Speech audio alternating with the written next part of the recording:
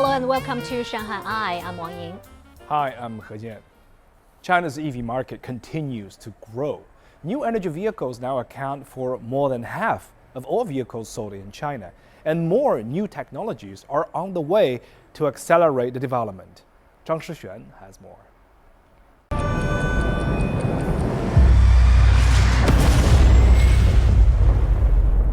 I bet the video held your breath. It's a car crash test at a speed of 120 kilometers per hour. No fire, no explosion for the crashed EV. The whole industry used to be chasing after only the energy density. And a lot of events happening in the last 2 years, 3 years in Europe, North America, gave us a little bit shock. 汽车行业正在经历百年未有之大变局，定制化的浪潮很快会紧随而至。 A chassis and the driver's seat, that's all what I've got. But I'm ready to go. Is the lower body of an EV the most critical part? From the mechanical perspective and from energy management, from motion management perspective, that's correct. It's redefining the world's EV battery industry. This is going to be a next step of the whole automotive industry, but also going to change the way of the design philosophy and manufacturing concept. To some extent, it could change the entire EV industry. Much of that evolution happened here in Shanghai. 您的时代磐石底盘正式发布。 CATL has to be in this field. Only competing in price is not the right way. As the world's top battery maker, CATL alone accounts for around 37% of the world's electric vehicle battery market. But now, the company is not satisfied with just offering the lithium packs anymore. The battery itself is the chassis itself. Structural perspective is 2-in-1. Battery already takes up a large part of the costs for an EV. What about the chassis? Battery plus chassis is possibly around half of the cost from BOM perspective. The battery cells are directly integrated with the chassis. It's a skateboard chassis with the main part of the board flat as a skateboard. And that chassis is where CATL now lays a big focus on. We don't see this as only a China game, we see this as an international trend. I went to CATL's test facility in Shanghai to get a ride on the newly launched chassis. It felt just like any other car, but there are some secrets in the chassis. 可以很直观的可以看得到，中间这是一些什么电机啊、热管理相关的，以及发电机、空调等相关的一些附属件会在这里边。那中间的话是我们整个底盘比较核心的部分，我们叫做能量舱。而且3段式的话和那种一体压铸相比的话，从后期的维修成本上边来讲的话是有一定优势的。It can even run on its own without a driver. The batteries and electronic systems are all contained in a chassis. No wonder visitors to China's auto shows are often seen trying to get a view underneath. Here you see this battery cell that we use is a prismatic cell. And the way how we handle the cell is we put it actually 180-degree reversed. And we reuse the floor on the top as a top cover of the battery. And we eliminated the original battery frame. So below the panel? The top is the floor. Okay. So the venting is actually on the bottom. This is making it safer. We are able to increase the height of the battery cell like around 20 millimeters. You could get more energy put into the same battery pack. So for all the other chassis currently in the market, the whole structure is different. For all the rest, they have a battery pack inside. And the rocker is actually outside. So that's 2 separate physical parts. Like traditional OEM, they have an architecture, cut a hole, and ask CATL put as much as battery possible into this black hole. So this is all in one. This is all in one. The structure is designed here in Shanghai. Yes. The new technology development was planned in the company's battery roadmap in as early as 2018. And a year later, the company formed a team to work on it. Half of the R&D work was done in Shanghai. You see this facility that we invested here in Lingang, and the team of around 600 people are residing in Dishuihu area. We started with hiring kind of the best talents from the Shanghai region, and with huge experience from the automotive industry. Chinese EV maker Avatar is one of the first to have ordered a skateboard chassis. 韩式滑板底盘技术应用，有助于我们去重新思考未来汽车的产品形态。比如，基于滑板底盘上下车体接耦，可以减少我们对上车体结构和空间布置的约束。那未来打造城市共享用车，打造我们个人的高端定制车，甚至是无人的零售车，都可以变成真正的小批量定制化的商品实现。 In 2024, China became the first country to have produced more than 10 million new energy vehicles in a year. And 1 in every 2 cars sold was an NEV. With the emergence of the market, technologies are also evolving at a record speed. Normally, in development process of the traditional automotive, 4 years around is the total cycle that you need to develop a vehicle. And today in China, we see the development lead time is normally 2 years. And we are still trying hard to push with our product and platform. We hope we can push this and shrink the time to market to 12 to 18 months, depends on the application target. Who expects that it would take another 3 to 5 years for the market to adopt a new technology more broadly. The year 2024 has not been an easy one for automakers and even all auto suppliers involved. Have you felt that pressure? Sure.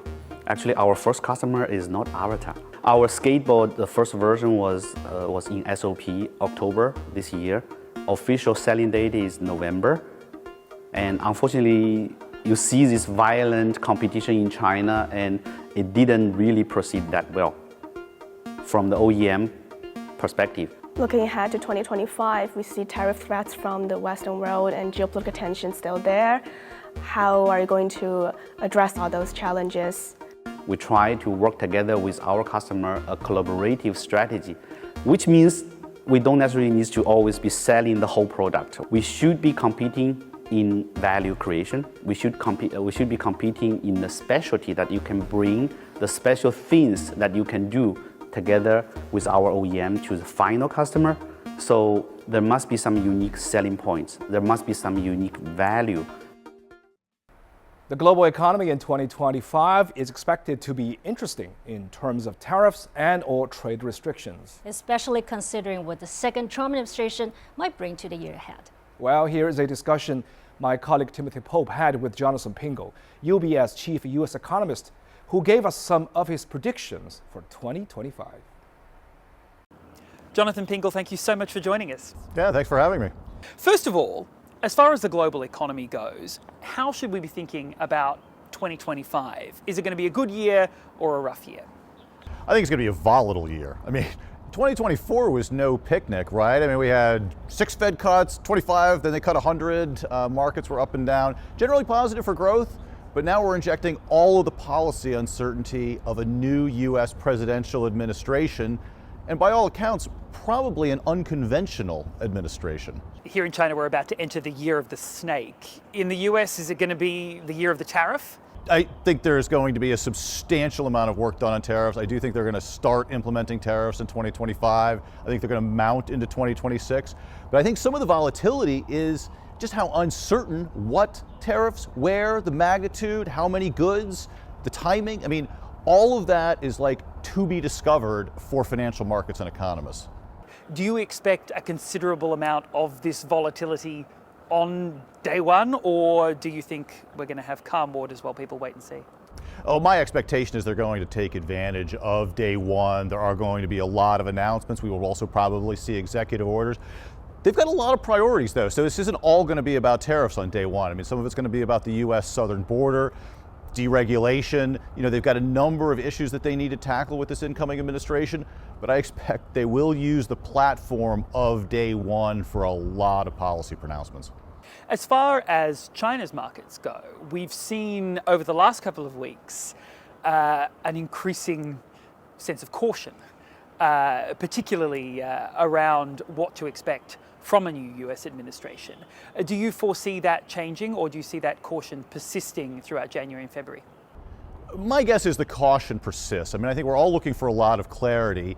And if we think about the US-China relationship and, you know, what we saw in the first Trump administration, what we've watched in the campaign rhetoric, it does look like this new administration will likely take a confrontational stance on the trade relationship with China. And so I do think that warrants caution, but not just for China, also President Trump, he did announce or threaten tariffs on Mexico and Canada. That has led to at least some conciliatory words. But if there really is going to be major trade action between the U.S. and China, I mean, they're the world's two biggest economies. They have massive global footprints throughout the rest of the world through other trading relationships.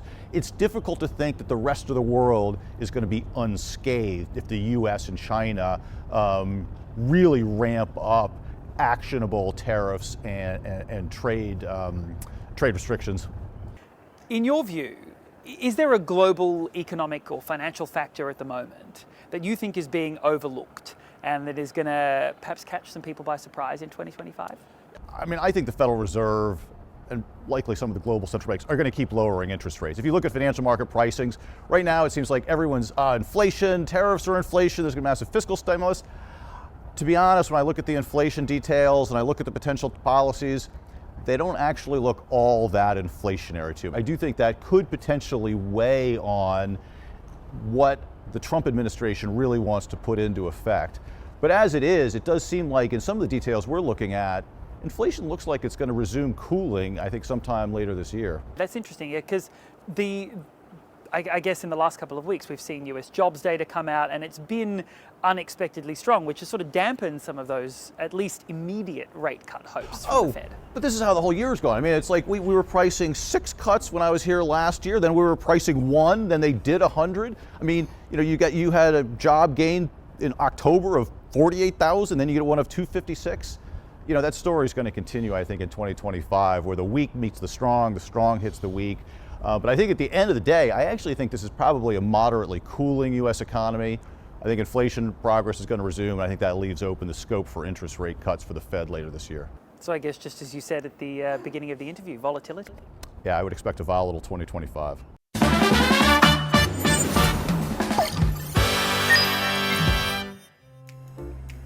Moving on to today's Shanghai A to Z section. Flu cases are ticking upward around the city with H1N1 as the reigning champion. But don't panic just yet. There are things you can do to minimize your chances of catching it, as well as manage the symptoms if you do. Flu symptoms are usually more severe and spread faster than those of the common cold.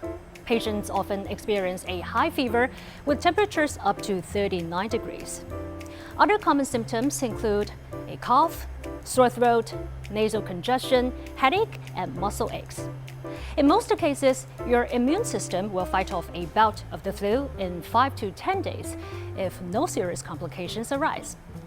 And to minimize your chances of catching the flu, you should maintain good personal hygiene. Be sure to wash your hands frequently. Adopt a healthy lifestyle with a good diet and regular exercise. During flu seasons, monitor your health closely and get a flu shot to reduce the risk of infection. And of course, avoid close contact with individuals who are sick. But if you do fall ill, seek medical attention at once if you are running a high temperature for more than 2 days. Beginning a course of antiviral medication within 48 hours of the emergence of symptoms can shorten the illness and reduce the risk of complications. And for children, timely medication is especially important, but treatment is still advisable even after the 48-hour window if symptoms are severe. If you've got a question for us, you can find us on all the socials. We'd love to hear from you. You can find all our content online as well, and join us here on Dragon TV, Monday to Friday.